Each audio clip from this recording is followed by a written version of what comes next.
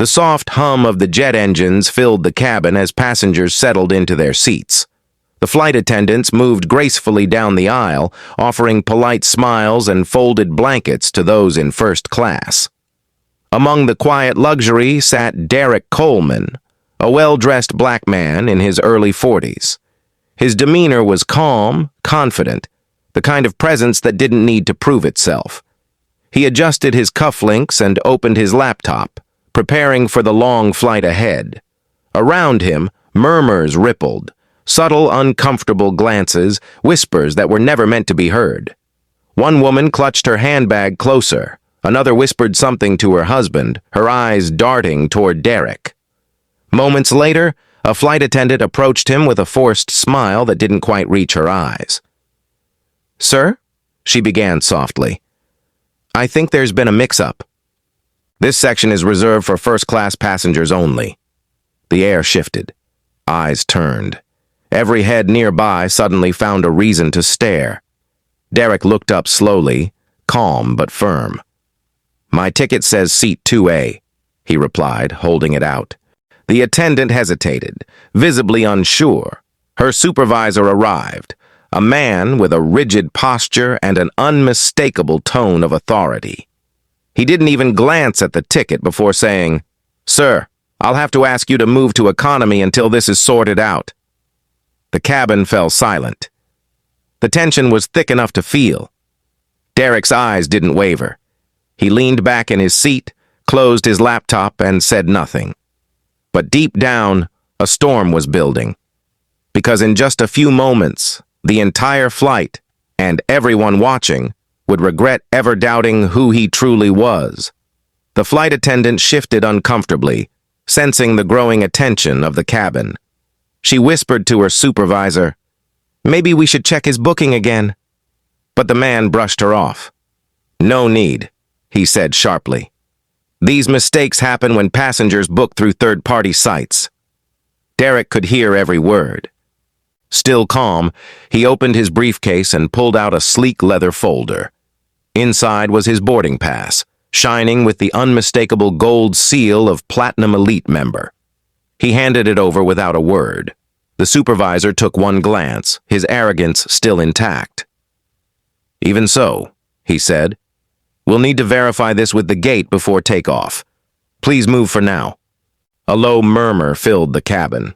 A middle-aged man in the next seat whispered under his breath, "Guess they'll let anyone in first class these days." A woman nearby snickered, but Derrick didn't react.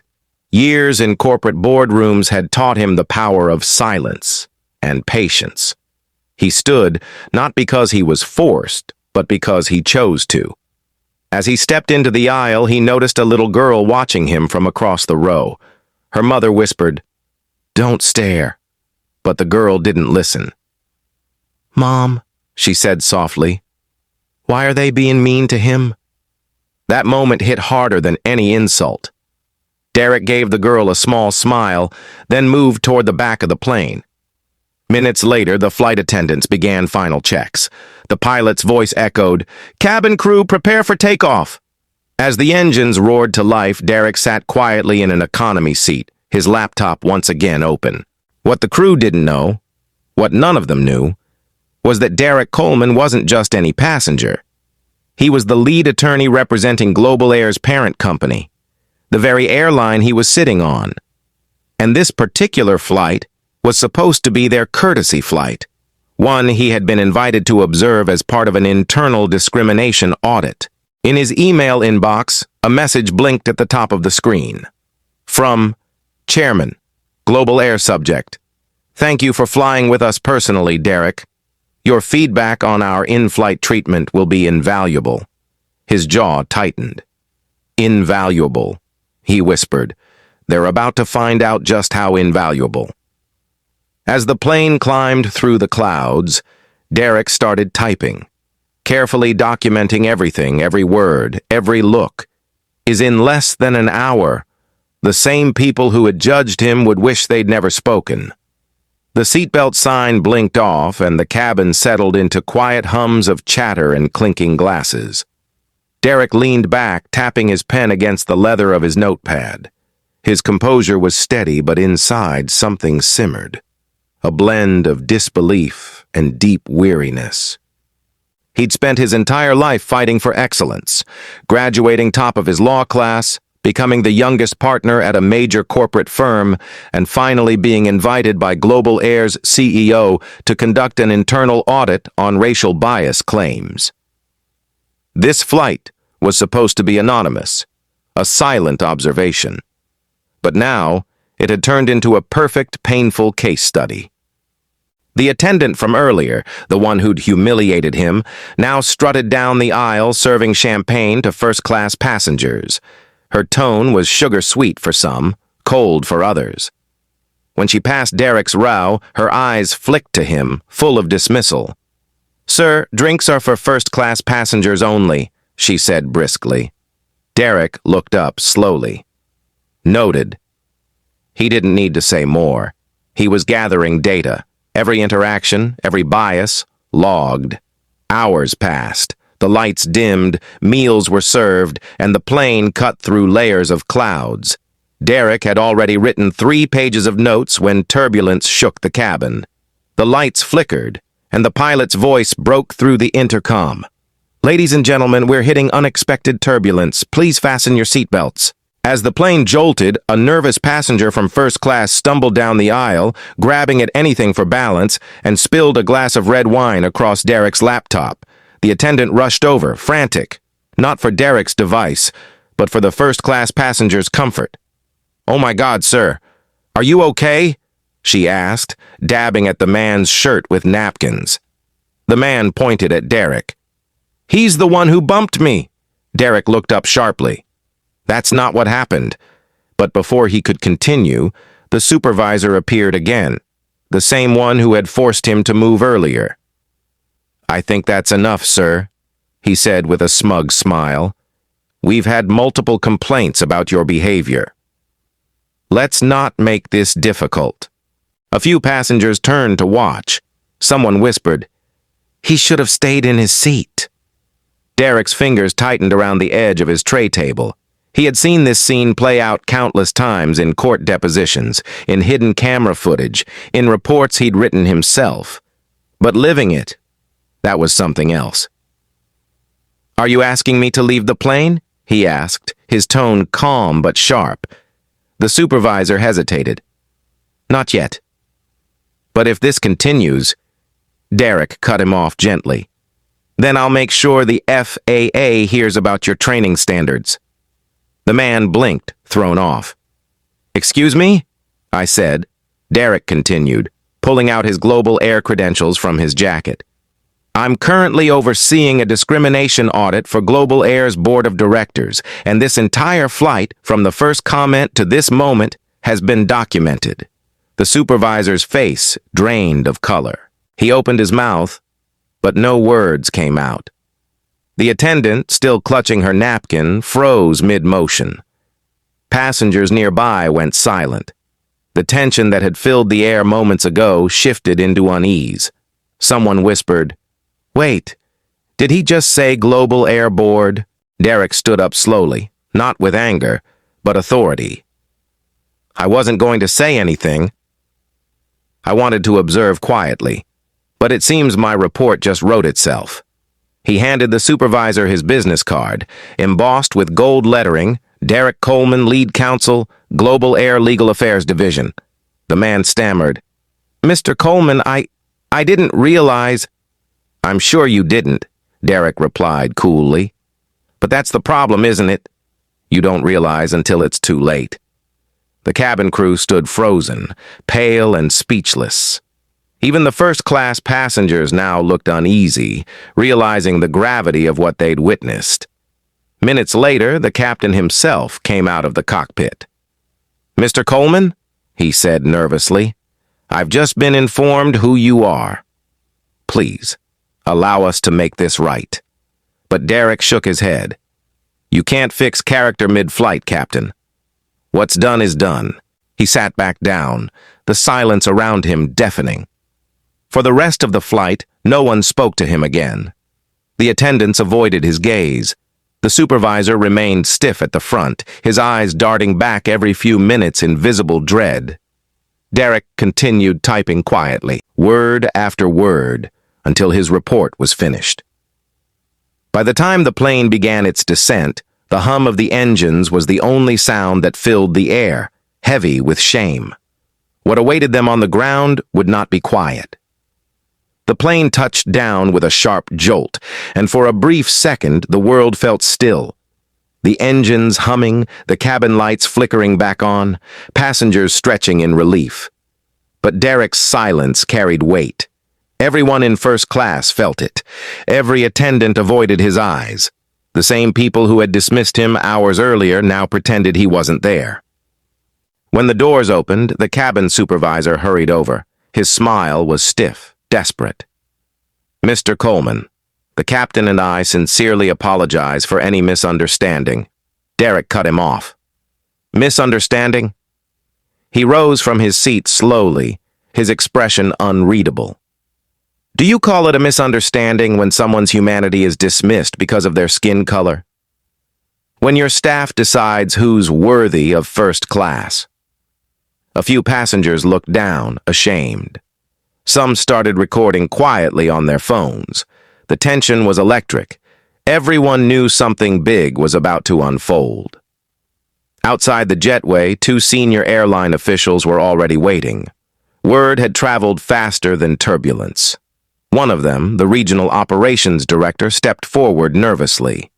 "Mr. Coleman, we were just informed about what happened on your flight.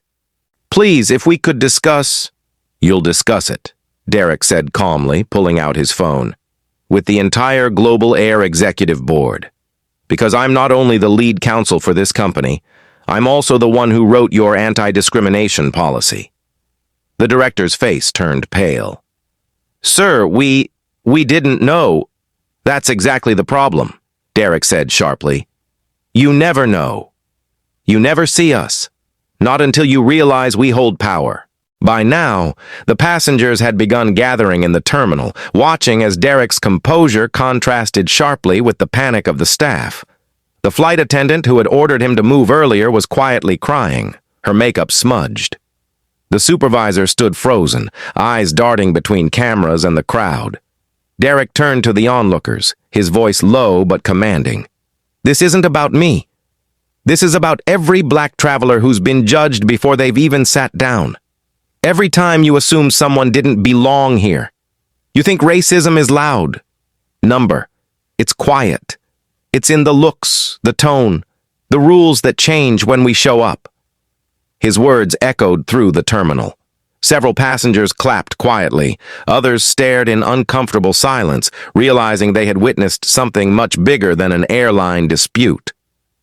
Then Derrick made one phone call, not to a lawyer, not to the media, but directly to the CEO of Global Air, a close friend and mentor.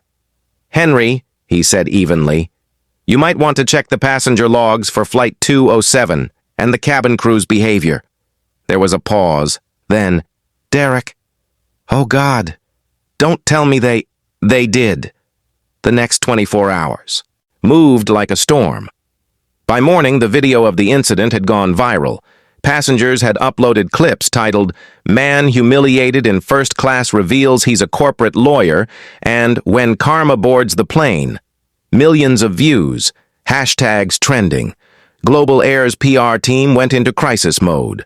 Statements were issued, apologies released. But the real shock came when the company announced a full suspension of the entire flight crew pending investigation, and a public partnership with Derrick to implement new mandatory training across all staff. At a press conference days later, Derrick stood behind a podium, cameras flashing. The CEO himself stood beside him, visibly remorseful. Derrick looked out at the sea of reporters and said, "This isn't revenge. It's accountability. I don't want another black man or woman to have to prove their worth at 30,000 feet." The same attendants who had humiliated him watched the broadcast from their homes, faces pale. They weren't just dealing with a lawsuit. They were witnessing the collapse of their reputations. As the news spread, something profound happened online. Thousands of travelers began sharing their own experiences of discrimination: hotel lobbies, first-class cabins, luxury stores. Derrick's story became more than a scandal. It became a movement. People began calling him the passenger who changed the skies, and through it all, Derrick stayed composed, calm, focused, not angry, just determined.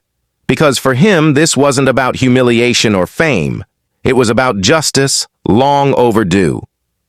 As the press conference ended, a journalist asked, "Mr. Coleman, if you could say one thing to the people who treated you that way, what would it be?" Derrick paused, the flash of cameras reflecting in his eyes. He smiled faintly and said, "I'd tell them thank you, because they proved what I've been fighting to fix."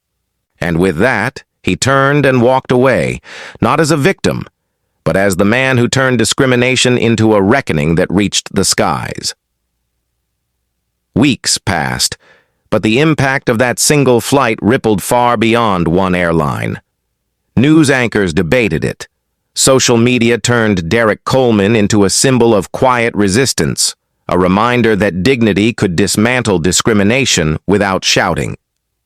Airlines across the nation began reevaluating their diversity protocols.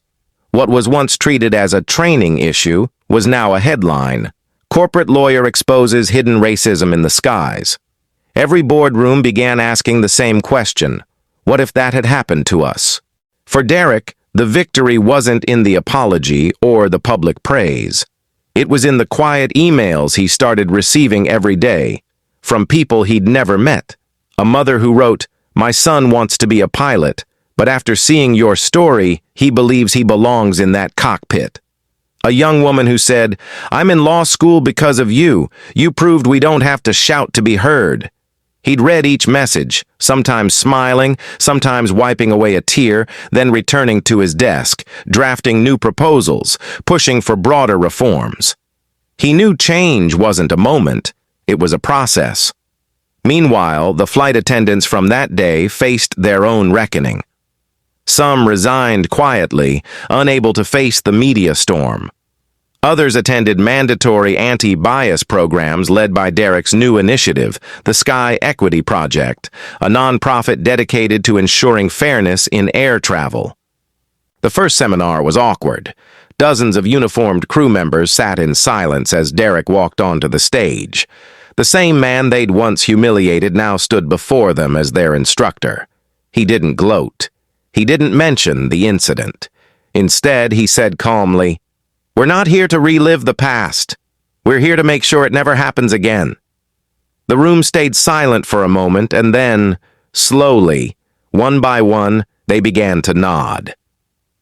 Months later, Global Air published a new slogan across its advertising: "Every seat deserves respect," and under it, a quiet acknowledgement, inspired by true events. For Derrick, the journey had come full circle. He no longer traveled with hesitation or fear. Every time he walked through an airport, he noticed small changes: more diversity in staff, more awareness in tone, more humility in service. The shift was subtle, but real. And yet, every flight reminded him of that moment. Standing in the aisle, being told to move, and choosing dignity over anger. That decision, that silence, had changed more than just his life.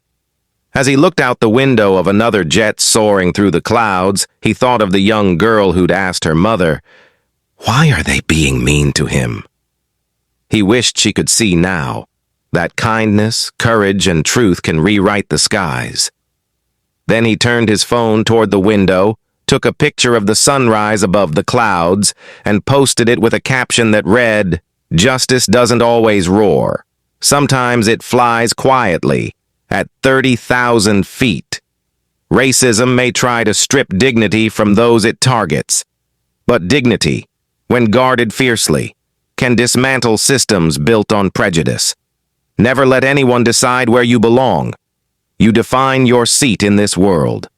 Before you go, don't forget to like this video, subscribe, and share Derrick's story, because the more people who see it, the fewer flights where injustice takes off.